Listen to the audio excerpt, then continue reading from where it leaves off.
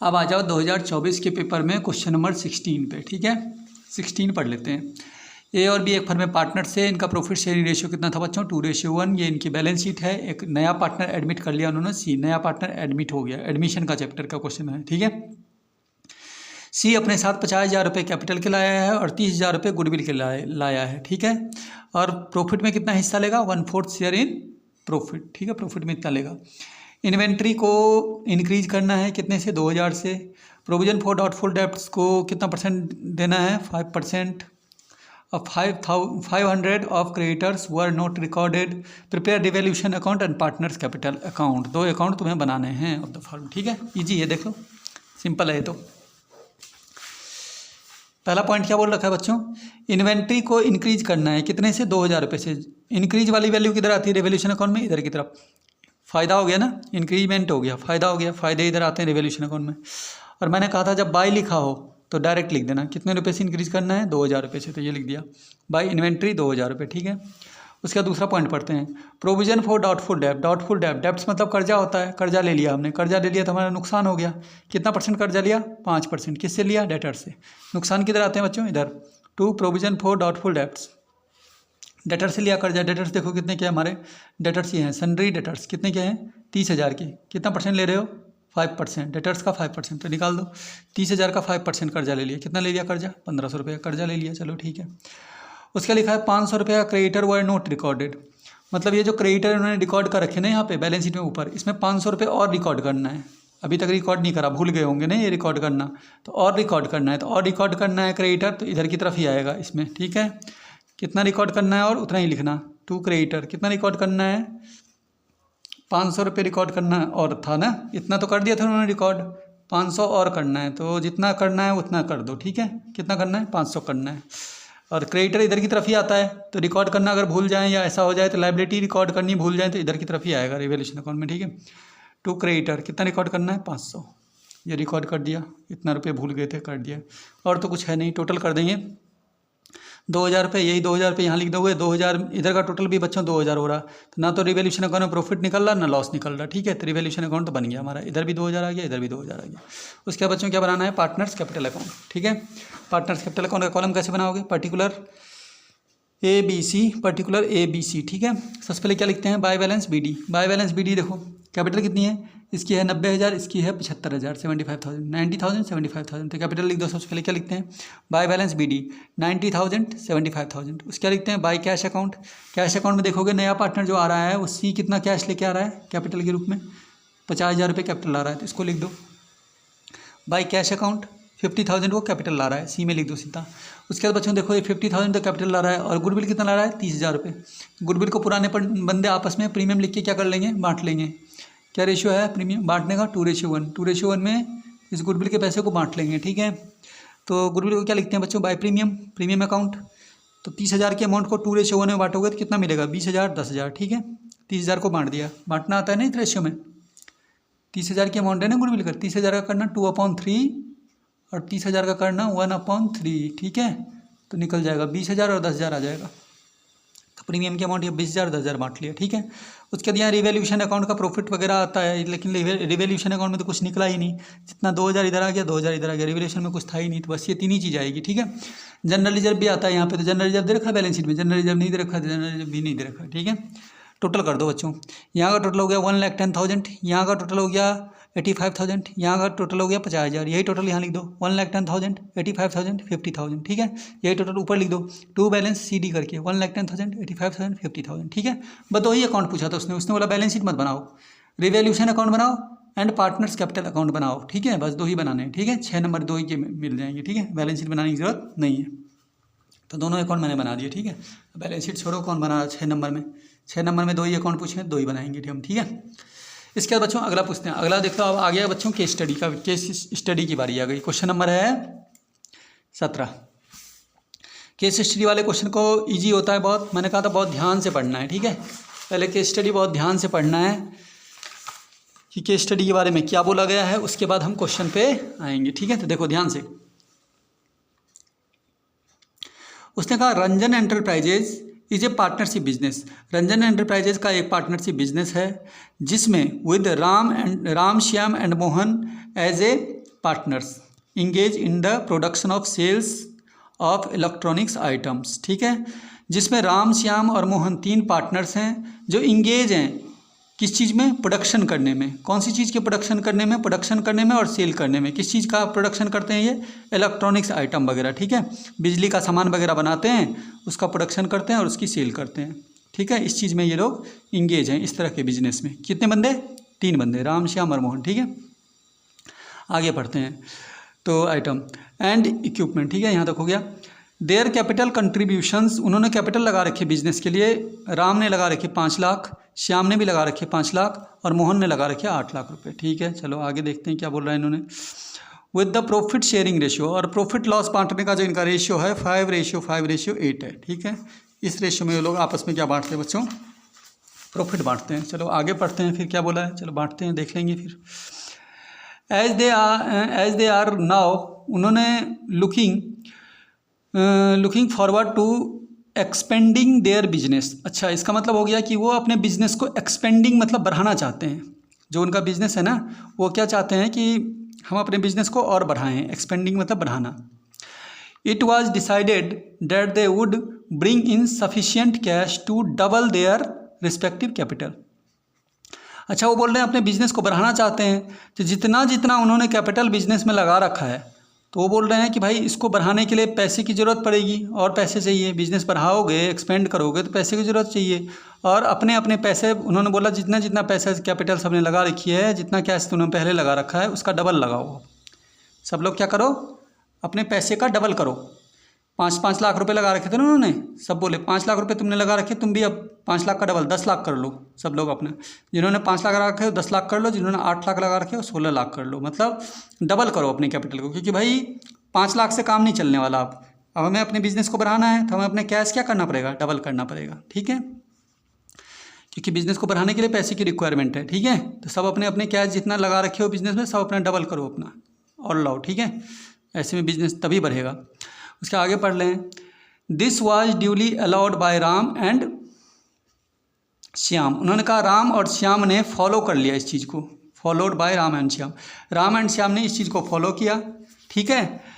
But due to unavoidable reason, किसी reason की वजह से तीसरा जो पार्टनर था Mohan could not do so the ultimately, लेकिन मोहन क्या हुआ, इससे राजी नहीं हुआ, ठीक है। मोहन के पास मतलब पैसे नहीं थे, उसने कहा कि मैं नहीं ला पाऊंगा भाई, मैं नहीं कर पाऊंगा अपने कैश को डबल, ठीक है। राम और श्याम तो तैयार हो गए, ठीक है, हम अपने कैश को जितना कैश हमने लगाया उसका डबल और डबल ले आएंगे, ठीक है, डबल डबल लगाएंगे सब।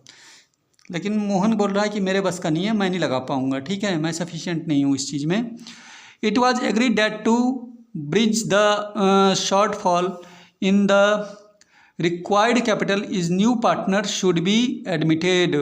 उसने कहा है कि भाई मोहन तो ला नहीं पा रहा है, तो यह सहमति बनी, एग्री, इस बात पे वो लोग एग्री हुए कि मोहन की जो कमी है, मोहन के हिस्से की जो कैपिटल है, उसके लिए हम क्या करेंगे, हमें एक नया पार्टनर रखना पड़ेगा और मोहन के हिस्से की जो कैपिटल की कमी हो रही है वो कौन ले आएगा, नया पार्टनर लेके आ जाएगा। जो भी शॉर्टफॉल हो रहा है ना, शॉर्टफॉल, मोहन के बदले की हिस्से की कैपिटल वो नया पार्टनर लेके आ जाएगा in the amount of debt. और Mohan could not bring and debt the new partners would get share of profit equal to half of Mohan shares. और उसने कहा है कि मोहन के बदले में मोहन का जितना हिस्सा प्रॉफिट में मिलेगा और मोहन का जितना हिस्सा प्रॉफिट में मिलेगा उसका हाफ नया पार्टनर ले लेगा, उसी में से, ठीक है, मोहन के हिस्से में से ही लेगा, क्योंकि मोहन के हिस्से की कैपिटल लेके आ रहा है, वो आधा हिस्सा मोहन की कैपिटल के लिए नया पार्टनर लेके आएगा, तो मोहन के प्रॉफिट का आधा हिस्सा भी वो लेगा, ठीक है। जैसे मान लो मोहन की कैपिटल थी 8 लाख, ठीक है, तो नया बंदा रखेंगे वो इसकी जगह सोहन, तो सोहन मोहन के हिस्से की कैपिटल आधी कैपिटल लेके आएगा, तो प्रॉफिट में तो आधी प्रॉफिट, इसका प्रॉफिट में भी तो आधा लेगा वो, तो वही चीज़ बोल रहे हैं, मोहन के प्रॉफिट का भी आधा वो लेगा, ठीक है। कैपिटल तो इसके हिस्से की लाएगा, लेकिन इसके प्रॉफिट का भी आधा हिस्सा उस नया बंदा जो सोहन आएगा वो ले लेगा, ठीक है, नया partner. Would be sacrificed by the Mohan, और मोहन उसके लिए सेक्रीफाइस भी करेगा उस प्रॉफिट के लिए, ठीक है। मोहन को सेक्रीफाइस करना पड़ेगा क्योंकि पैसा तो वो ला नहीं पा रहा है, तो प्रॉफिट में हिस्सा तो उसे देना पड़ेगा, अपने आधे प्रॉफिट उसे देनी पड़ेगी, ठीक है। तो सेक्रीफाइस बाय मोहन करेगा उसके लिए, ठीक है। ओनली उसके बाद लिखा है to agreement Sohan was admitted, उसने कहा एक नया पार्टनर सोहन एडमिट कर लिया, उन्होंने सोहन को रख लिया उन लोगों ने, ठीक है। And he brought in the required capital, और वो अपने हिस्से की कैपिटल जितनी लानी थी वो लेके आया। एंड 3,000 रुपये एज प्रीमियम फॉर गुडविल, और 3,000 रुपये वो गुडविल के भी लेके आया है, ठीक है। Based the above information you are required to answer the following questions, इसके बाद इसके आंसर्स के क्वेश्चंस आंसर के करने हैं, ठीक है। तुम्हें देखो क्या पूछा है, what will be the new profit sharing ratio of Ram, Shyam, Mohan, Sohan. अब चारों को मिला के नया रेशियो क्या होगा, इजी है। देखो क्या होगा भाई, सबसे पहले हमने पढ़ा था कि इन तीनों का जो रेशियो था पुराना, पहले राम, श्याम, मोहन का कितना था, 5, 5, 8 था, 5:8। अब सोहन भी आ गया, तो सोहन को आने के बाद वो चारों को मिला के नया रेशियो क्या होगा, तो ये पूछ रहे हैं ना। तो देखो कैसे बताया था, उन्होंने कहा था कि भाई ये रेशियो कितना है, 5:8 राम, श्याम, मोहन। अब क्या हुआ कि मोहन तो पैसा लाया नहीं, तो उसने कहा कि मोहन के बदले एक नया पार्टनर रखो। किसको रखो, सोहन को रखो, जो मोहन के हिस्से की कैपिटल लाएगा और उसकी प्रॉफिट में से आधा हिस्सा भी लेगा। तो इसका मतलब नया रेशियो क्या होगा बच्चों, 5, इसका भी रहेगा 5, इसके प्रॉफिट के हिस्से में से आधा वो उसके पास चले जाएंगे सोहन के पास, तो इसके पास आधा बचेगा, कितना बचेगा इसके पास, फिर 4, और इसमें से 4 किसके पास चले जाएंगे, सोहन के पास। तो बोल रहे चारों को मिला के नया रेशियो क्या हो गया, 5:4:4। क्या आंसर है, आंसर हो गया बच्चों इसका 5:4:4। ये हो गया हमारा आंसर, 5:4:4। चारों को मिला के नया रेशियो ये हो गया, ठीक है। अगला क्वेश्चन क्या पूछ रहे हैं, what is the amount of capital brought in by the new partner Sohan. वो पूछ रहे हैं कि सोहन को कितनी कैपिटल लानी होगी। अब बताओ भाई क्या बोल रहे थे वो पैसेज में वो ये बोल रहे हैं कि भाई जिन्होंने इतना इतना पैसा लगा रखा ना, पैसे लगा रखे उन्होंने बिजनेस में, तो पैसे लगा रखे बिजनेस में, तो क्या बोल रहे थे कि जितना पैसा लगा रखा है, जैसे राम ने लगा रखा है 5 लाख, श्याम ने लगा रखा है 5 लाख, मोहन ने लगा रखा है 8 लाख, तो बोल रहे हैं हम अपने बिजनेस को एक्सपेंड करना चाहते हैं, बढ़ाना चाहते हैं, तो सब लोग अपने अपने कैश को डबल कर लो। तो ये भी अपना कैश को डबल कर लेगा, तो 10 लाख, ये भी अपने कैश को डबल करेगा, ये भी करेगा 10 लाख, इसको भी अपने कैश को डबल करना है। तो 8 2 जा कितना होता है, 16 लाख, ठीक है। 8 लाख के बदले कितने करने पड़ेंगे इसको, 16 लाख। तो इसने, ये दोनों तो एग्री हो गए थे, इन्होंने कहा तो हम तो कर लेंगे डबल, ठीक है। लेकिन ये बंदा एग्री नहीं हुआ था, इसने बोला मैं 8 लाख का डबल नहीं कर पाऊँगा, मेरे पास इतने पैसे नहीं हैं, तो मैं अपना 8 लाख लेके आ रहा हूँ, और 8 लाख जो मेरे बचेंगे वो इसके बदले का कौन लाएगा, नया पार्टनर लाएगा। तो वही वो पूछ रहे हैं कि जो नया पार्टनर सोहन आ रहा है वो कितना कैपिटल लेके आएगा, कितना लाएगा, इसका डबल ना, इसका डबल करना था ना इन लोगों को। तो 8 लाख तो मोहन ने अपने हिस्से का दे दिया था, तो 8 लाख रुपए जो और देने हैं वो कौन देगा, सोहन देगा, ठीक है, नया पार्टनर जो आ रहा है। तो हम क्या कर लिखेंगे, कौन सा ऑप्शन ठीक है, 8 लाख देगा ना उसके हिस्से का, और वो 8 लाख 8 लाख 8 लाख ये, यानी वो पूछ रहे हैं कि नया बंदा जो सोहन आ रहा है वो कितना कैपिटल लेके आएगा।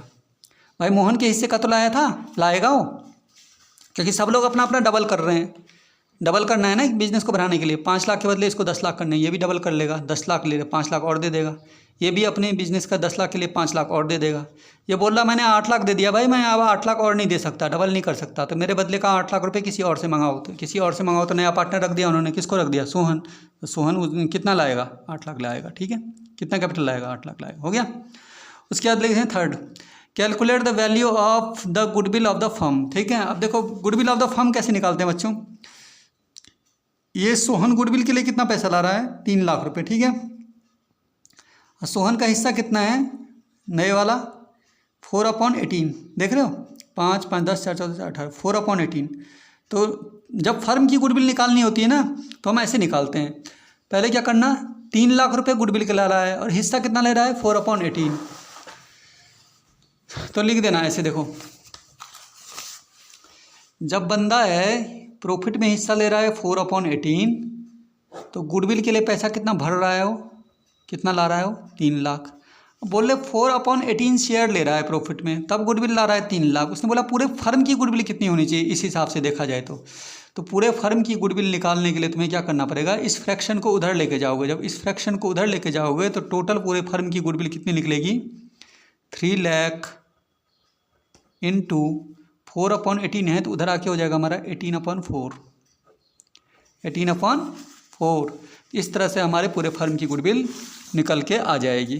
ठीक है बच्चों, ये हो जाएगा हमारा पूरे फर्म की गुडविल, ये मैंने निकाल दिया यहाँ पे। ठीक है, 4/18 के लिए 3 लाख ला रहा है, तो टोटल के लिए पूरे फर्म के लिए कितना हो जाएगा, 3 लाख/18/4, 3 लाख इंटू 18/4, यानी इसको 4 से डिवाइड करोगे और फिर इसे 18 से इंटू करोगे तो आएगा 13,50,000 रुपये। यानी पूरे फर्म की गुडविल कितनी आ जाएगी, 13,50,000 रुपये आंसर हो जाएगा ये। ठीक है, अच्छा चौथा क्वेश्चन क्या पूछा है, उसने बोला do the journal entry in the premium for goodwill brought in by Sohan. अच्छा, प्रीमियम फॉर गुडविल की एंट्री क्या होगी, ये बोल रहे हैं जो नया पार्टनर 3 लाख रुपये गुडविल ला रहा है उसकी जनरल एंट्री क्या होगी। कैसे बताया था, जनरल एंट्री कैसे करते हैं गुडविल लाने की,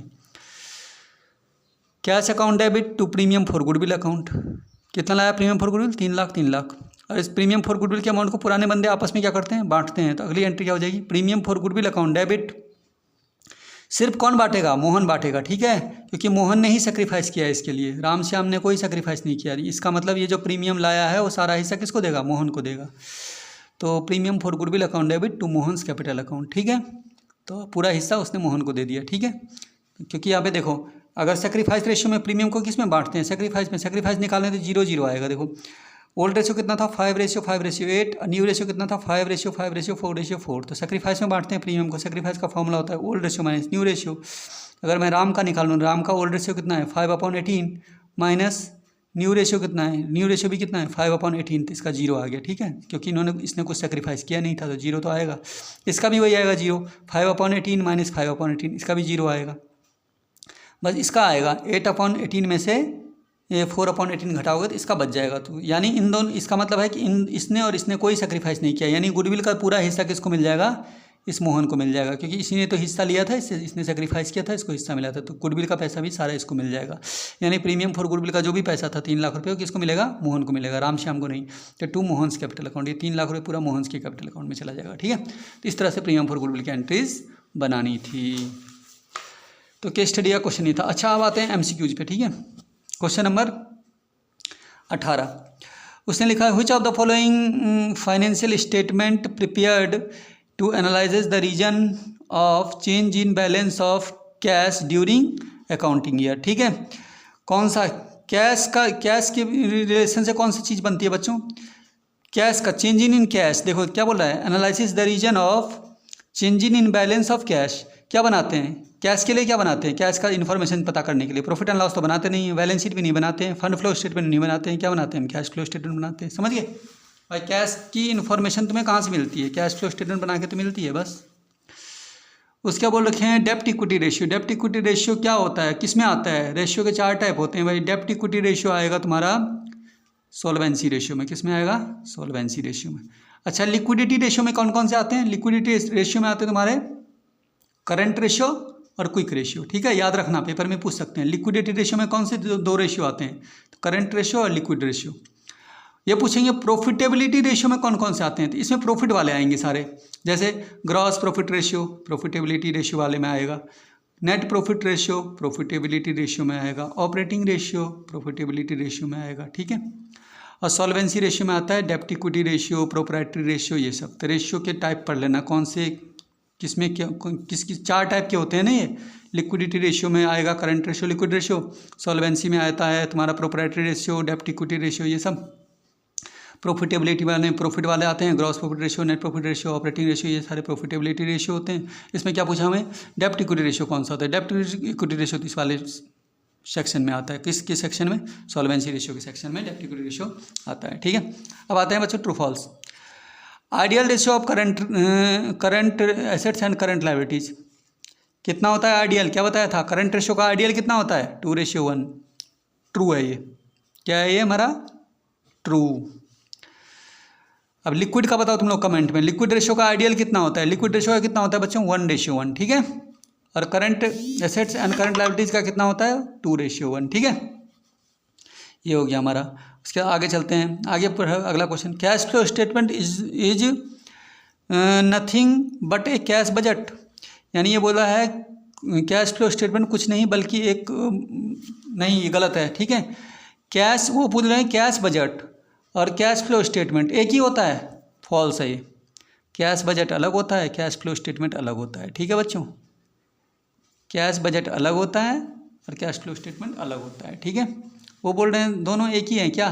देखो, कैश फ्लो स्टेटमेंट कुछ नहीं बल्कि कैश बजट ही है, कैश बजट ही है, कैश बजट थोड़ी है। कैश बजट तो अलग होता है, कैश फ्लो स्टेटमेंट अलग होता है, दोनों अलग अलग चीज़ें हैं, ठीक है। फॉल्स हो गया। अच्छा, कैश फ्लो स्टेटमेंट के कोई दो यूजेज बताने हैं। यूजेज क्या होता है? कैश फ्लो स्टेटमेंट कैश की इन्फॉर्मेशन प्रोवाइड करता है, या बिजनेस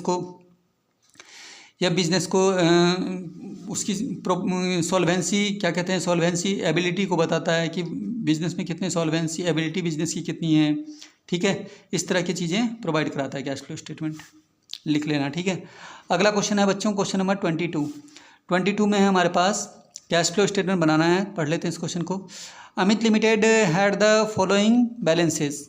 तो इन्वेस्टमेंट दे रखा है 2013 का, कितना दे रखा है 40,000 रुपये, और इन्वेस्टमेंट दे रखा है 2014 का, कितना दे रखा है 13,200 रुपये। फिर लिखा है during the year company had sold 25% of inventory at the profit of 25% investment को प्रॉफिट में बेच दिया एट द प्रॉफिट ऑफ 9,000, ठीक है। Calculate the cash from operating activities निकालनी है एंड इन्वेस्टिंग एक्टिविटीज़ निकालनी है। If the company had earn profit 20,000 during the year, ठीक है। दो एक्टिविटीज़ के आंसर तुम्हें निकालने हैं बच्चों, तो निकल जाएगा। देखो, हमें किसका निकालना है? कैश फ्लो स्टेटमेंट का, ठीक है। कैश फ्लो स्टेटमेंट बनाना है। तो कैश फ्लो स्टेटमेंट बनाने से पहले मैंने कहा था कि इस तरह से यदि कोई इन्फॉर्मेशन दे रखी है तो हमें क्या बनाना पड़ता है बच्चों? उस चीज़ का अकाउंट बनाना पड़ता है।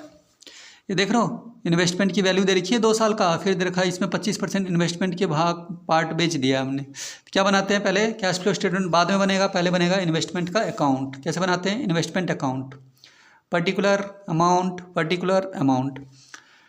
शुरू में इन्वेस्टमेंट की 2013 में इन्वेस्टमेंट की वैल्यू कितनी थी? 40,000। तो शुरू वाली वैल्यू को हम इधर लिखते हैं अकाउंट में, टू बैलेंस BD 40,000। इधर वाली वैल्यू 2014 में इन्वेस्टमेंट की वैल्यू कितनी थी बच्चों? 33,200। तो 2014 वाली वैल्यू को इधर लिखते हैं, अगले साल वाली को। बाय बैलेंस CD 33,200 लिख दिया। अब आ जाओ यहाँ पे। During the year company had sold 25% investment, 25% investment को बेच दिया है उन्होंने। 25% जब भी निकालोगे, शुरू वाली जो इन्वेस्टमेंट थी पिछले साल में उस पर निकालोगे, ठीक है। कहीं तुम इस इन्वेस्टमेंट पे मत निकालना है, ये तो करंट ईयर की इन्वेस्टमेंट है। उसने बोला पिछले साल की जो इन्वेस्टमेंट है प्रीवियस ईयर पे निकलता है। प्रीवियस ईयर के इन्वेस्टमेंट का कितना % पार्ट बेच दिया उन्होंने? 25%। तो प्रीवियस ईयर वाले इन्वेस्टमेंट का 25% पार्ट उन्होंने क्या कर दिया है? बेच दिया है। और कितने के प्रॉफिट में बेचा है? ये बोला है कितने के प्रॉफिट में बेचा है? 9,000 के प्रॉफिट में बेचा है। तो मैं यहाँ क्या करता हूँ, देखो हमारा इन्वेस्टमेंट कितना था? 40,000। इस 40,000 की इन्वेस्टमेंट का कितना % पार्ट बेचा उन्होंने? 25%। तो इसका मैंने 25% निकाला, तो कितना आया? 10,000। अब इस बोल रहे हैं 10,000 का ये जो इन्वेस्टमेंट है इसको 9,000 के प्रॉफिट में बेचा। कितने के प्रॉफिट में बेचा? 9,000 के प्रॉफिट में बेचा है। 10,000 की चीज़ को 9,000 के प्रॉफिट में बेचा, तो ऐड कर दो, यानी ये बेचा होगा 19,000 में। 10,000 की चीज़ को कितने में बेचा होगा? 19,000 में। ये सेल वाली वैल्यू निकल गई हमारी, ठीक है। एक बार फिर से देख लो, उसने बोला 40,000 का इन्वेस्टमेंट था, 40,000 के इन्वेस्टमेंट का बोल रहे 25% पार्ट कितना होता है? 10,000 के इन्वेस्टमेंट को जब उन्होंने बेचा तो 9,000 के प्रॉफिट में बेचा। इसका मतलब 10,000 की चीज़ को जब 9,000 के प्रॉफिट में बेचोगे, इसका मतलब तुमने 19,000 में बेचा होगा। तो सेल की वैल्यू निकल गई। अब सेल की वैल्यू को यहाँ पे शो करना है। बाय बैंक ब्रैकेट में सेल कितने में बेचा उसको? 19,000 में, ये लिख दिया हमने, ठीक है। और ये 9,000 रुपये के प्रॉफिट में बेचा, इस प्रॉफिट को इधर शो करते हैं हम, 2PL अकाउंट ब्रैकेट में प्रॉफिट। कितने के प्रॉफिट में बेचा था उसे? 9,000 के प्रॉफिट में। अच्छा, बच्चे पूछ रहे थे अगर लॉस में बेचा होता तो ये लॉस फिर इधर शो होता, ठीक है। प्रॉफिट इधर शो होता है अकाउंट में, और लॉस होगा तो लॉस इधर शो होता है। 9,000 के प्रॉफिट में बेचा था तो ये इधर आ गया। उसके बाद में कुछ नहीं करना है, यहाँ का इन दोनों का टोटल करना है। ये हो गया 52,200, यही 52,200 यहाँ लिखना है। इस 52,200 में से इन दोनों को प्लस करके ना इसमें से क्या कर देना है? माइनस। तो हमारी किसकी वैल्यू आ जाएगी? परचेज की वैल्यू आ जाएगी। कितना? 3,200। बस अब अकाउंट बनाने के बाद फिर कैश फ्लो स्टेटमेंट आसान है। सबसे पहले लिखना cash flow statement particular amount. सबसे पहले लिखो नेट प्रॉफिट। तो सबसे पहले लिखा है कंपनी ने अर्न किया प्रॉफिट पूरे साल भर में, ड्यूरिंग द ईयर पूरे साल भर में प्रॉफिट कितना अर्न किया? 20,000 रुपये। तो ये नेट प्रॉफिट हो गया हमारा। नेट प्रॉफिट 20,000 रुपये हो गया। उसके बाद माइनस कर दो non cash income. Non cash income मैंने कहा था ये profit on sale of investment, ये जो दे रखा है प्रॉफिट या गेन करके कुछ दिया होता है तो नॉन कैश इनकम होता है, उसे माइनस कर देते हैं। तो माइनस कर दो non cash income profit on sale of investment कितना 9,000। तो 20,000 में से 9,000 का इन्वेस्टमेंट के प्रॉफिट माइनस कर दोगे तो हमारा जो प्रॉफिट बचेगा ऑपरेटिंग एक्टिविटी बचेगी 11,000 बच जाएगी। ठीक है, इसे लिख देना net cash from operating activities 11,000। ठीक है, अब कौन सी एक्टिविटी बनानी है? Investing activities. इन्वेस्टिंग एक्टिविटीज़ में अकाउंट में से दो ही चीज़ लेते हैं, परचेज ऑफ इन्वेस्टमेंट की वैल्यू लोगे और सेल ऑफ इन्वेस्टमेंट की वैल्यू लोगे। परचेज ऑफ इन्वेस्टमेंट की वैल्यू माइनस का लोगे और सेल ऑफ इन्वेस्टमेंट की वैल्यू तुम प्लस का लोगे, क्योंकि सेल करोगे तो पैसा आएगा और परचेज ऑफ इन्वेस्टमेंट को परचेज करोगे तो पैसा जाएगा। यानी सेल वाली वैल्यू प्लस का लिखोगे और परचेज वाली वैल्यू माइनस का लिखोगे। तो मैं लिखता हूँ परचेज ऑफ इन्वेस्टमेंट कितना आया हमारा 3,200। 3,200 ये तो माइनस का है तो ब्रैकेट लगा दिया। और सेल ऑफ इन्वेस्टमेंट कितना करा था 19,000 रुपये। तो सेल ऑफ इन्वेस्टमेंट ये 19,000 रुपये इसमें पैसा आ रहा है तो ये प्लस का लिख दिया। तो इन्वेस्टिंग एक्टिविटीज़ का आंसर आ गया 19,000 में से 3,200 माइनस कर दो तो इन्वेस्टिंग एक्टिविटीज़ का आंसर आ गया net cash from investing activity 15,800। ये हमारा ऑपरेटिंग एक्टिविटीज़ का आंसर आ गया, ये हमारा इन्वेस्टिंग एक्टिविटीज़ का आंसर आ गया। समझ गए बच्चों? बस बाकी कल।